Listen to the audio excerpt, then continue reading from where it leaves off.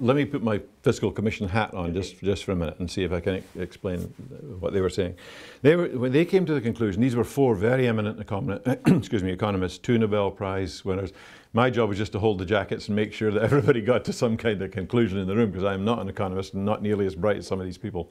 But their joint conclusion was that although there are actually lots of options for Scotland, that you could have your own currency, you could have a currency that is pegged, you could make it free float, you can go and join the euro, you could do sterlingization. And these are all serious options. They're all very, very serious options. And they analysed them kind of every way from Sunday to take a look at what each of them would mean, not just for Scotland, but for the rest of the UK as well. And the overwhelming conclusion was that, that we ought to form a currency union with the rest of the UK. After the Chancellor made his session in here about 8 months ago, the First Minister asked us to go and look at that one more time to ask, does that really still stand? And our conclusion was, as we'd said at the time, that prior to a vote, that the politics would always be going ahead of the economics on this, that people who are trying to get to a no vote would be taking positions that, come a yes vote, they would have to rethink when they got there. And we have always been of the view that the economics trumps the politics in this for various reasons. One is that it is going to be a negotiation, and it's a negotiation about liabilities as well as assets. And to the extent that we could be refused some assets, then we might start to refuse some liabilities, like the levels of debt that there are. If we went, for example, with our own currency and we took some of the assets, now or some of the liabilities, how would we now worry about exchange rate differences to pay that back? Because it wouldn't be in pounds anymore. We'd have to go change all of that money. We'd add somewhere between 500 million and £1 billion of transaction costs to British, rest of UK companies, not Scottish companies, to just get their currencies changed into the way that we'd go. And the pound would start to build even more debt, because you would have a huge export amount, 5 billion or so in oil and whisky and other things like that would no longer come into their balance of payments.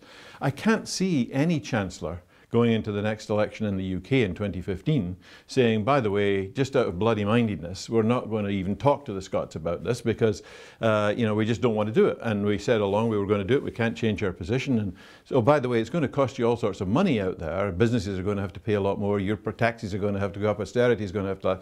It just beggars belief that they would go down that particular route. And finally, when we say the pound, you need to be careful about this. I mean, we're not talking about the pound coin in your pocket. That's going to be there anyway, whatever happens, right? And I can explain why. But we're really talking about the system of sterling, not the because if you asked how much is the asset in the Bank of England, it's not that much. It's a few £billion. It's not, in the scheme of things, a lot of money.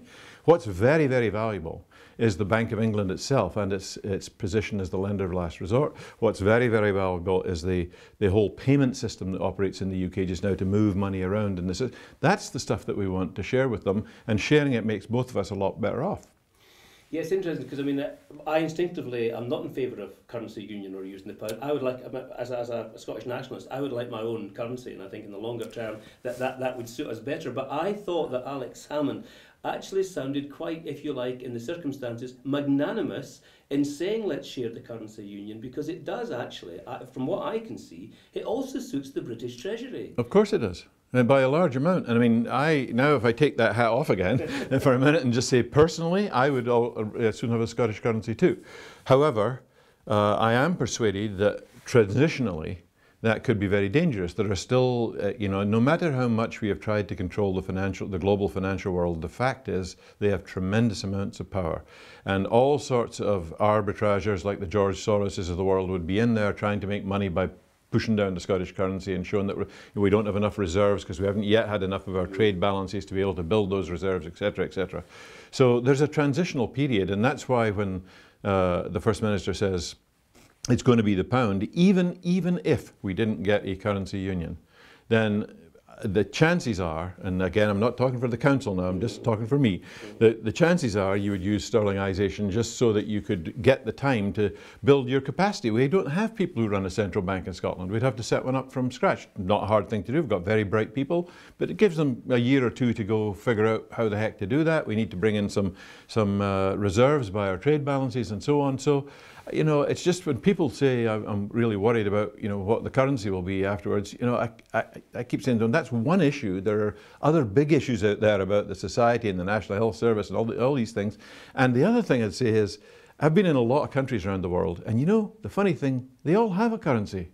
So we'll have a currency. It's not like there will be suddenly no currency out there, you know. So, and remind people that on September 19th, if there's a yes vote, nothing changes. There's another long period in negotiation before we get to any conclusion. And it may well be, since there's an election in between in 2016, that whoever runs the government in Scotland then would conclude, you know, we want our own currency. That's for a government to decide. It's not for the Council of Economic Advisors or anybody else. You mentioned that the markets there. One of the questions that keeps coming up is that if the interest rates are still set in London by the bank, that it doesn't really take account of the Scottish economy. It's obviously focused on London, but that's what happens now. But as an independent country, you'd be ceding some sovereignty. Well, yes, clearly that's true. But is it not also true that everybody cedes some kind of sovereignty to the market? Of course they do. It's the markets that actually are in control. Yeah, if you look at interest rates, particularly of comparable sized countries to Scotland, they all trend towards the same place. It's the market that drives them down there. And you know, if we were in a currency union, which is what we would like to be, then we would, as a part of the negotiation, ask for a place on the Monetary Policy Committee that sets these rates. Now, to be fair, you know, it's only one vote, isn't it? It's one vote. I mean, does Greece have a lot of vote when all the Eurozone people meet and you've got France and Germany saying we want to go this way, and Greece says how about that way, and you say no, you know. But at least it would be a voice in there. But I think you're right. I mean, it wouldn't make a huge amount of difference. I mean, you know, the market's the market. Interestingly, I was reading that Mark Carney, who's Canadian.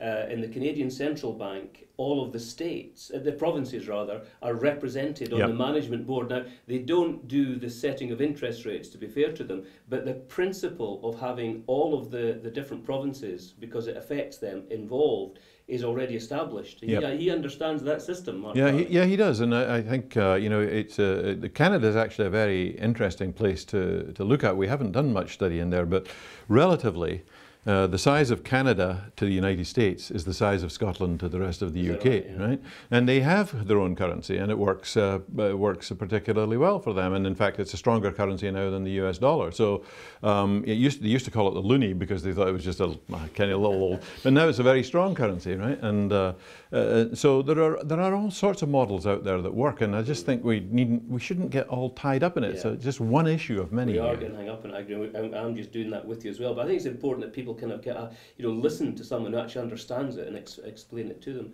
If you had to pick another issue, I mean, what would you like? At the moment, the NHS seems to be a big one. I don't know how you feel about that. Is there any other issue that you feel you would like to hear, or you were surprised hasn't been out there at all? I am a bit worried about the NHS. I mean, as far as I mean, I know at the moment the government is in London is committed to has been expanding the amount of money they're spending on it, but it's also true at the same time they're going through a lot of privatisation. And that could lead in the long term to much lower. So I don't think there's a risk there for a few years, but I think that's a big issue. I am very worried about Europe. I am certain that an independent Scotland will get in. Yep, we might have to argue some terms. And by the way, if Europe was ever to just say outright no, there are other areas like EFTA that we can go and talk to. But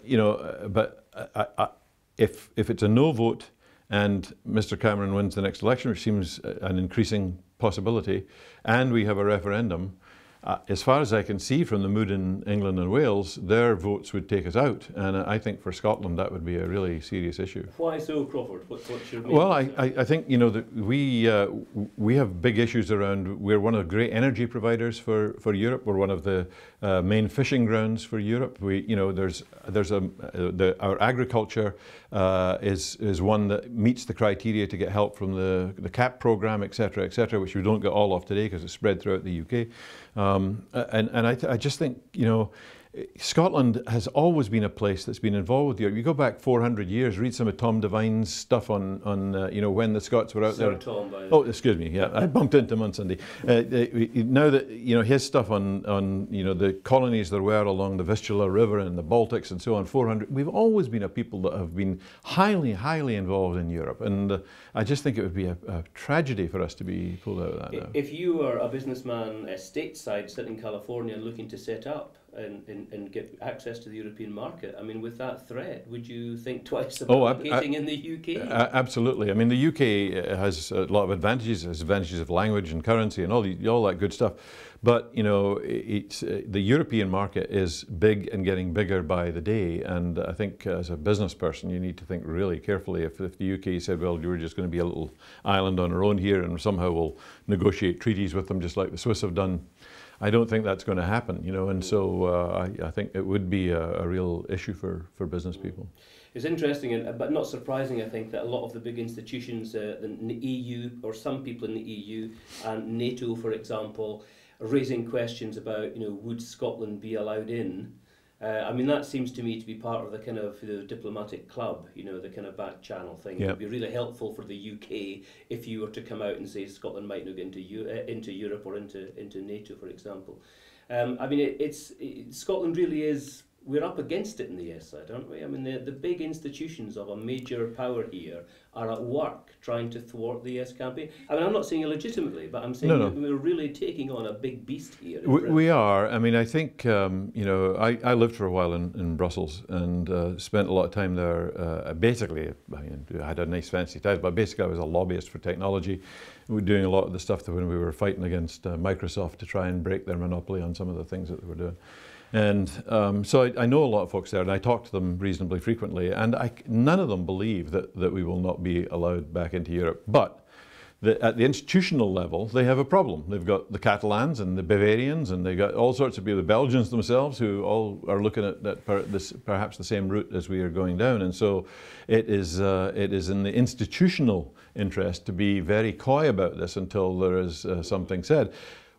It would be hard to believe, though, that once the democratic will of the Scottish people came to the front, if it was a yes, that they would then say, no, we're going to get Montenegro in, and we're going to get you people who've been here for the last 40 years. You can't be exactly. Right? You know. So I think, you know, because we are members now, they would then be literally having to say we'll reject you. Now, there are people out there who are worried about, but they might put some punitive terms, and that's a possibility, and we'd have to go deal with that, you know. But I don't think so. I think there's a lot of goodwill there. I think that at the moment they're just trying to play the role that says we don't want to start a rush of this happening, and so we'll go with the British government's view for the moment. But again, it's one of those where post-vote people's positions will change quite dramatically, I think. I mean, I think the Thatcher rebate is one of the things. I mean, the other countries really hate that. Yeah, really they do. It's the hell out of them. And I think that's one of the first things they would say to Scotland is, you know, you get a proportion of that British rebate. We want that to end. But Brussels is not in the business of, you know, giving you problems or closing down your economy or you know, making you poorer. What they might say is, over a 7-year budgetary period of the EU, we're going to phase this out. So in 7 years' time, you guys are going to have to recognise that that's going to go. I am certain that all the people I've ever dealt with in the Commission are pretty reasonable people, and they're not in the business of destroying economies. They're in the business of trying to make the economies all successful and converge together and do good things together, you know.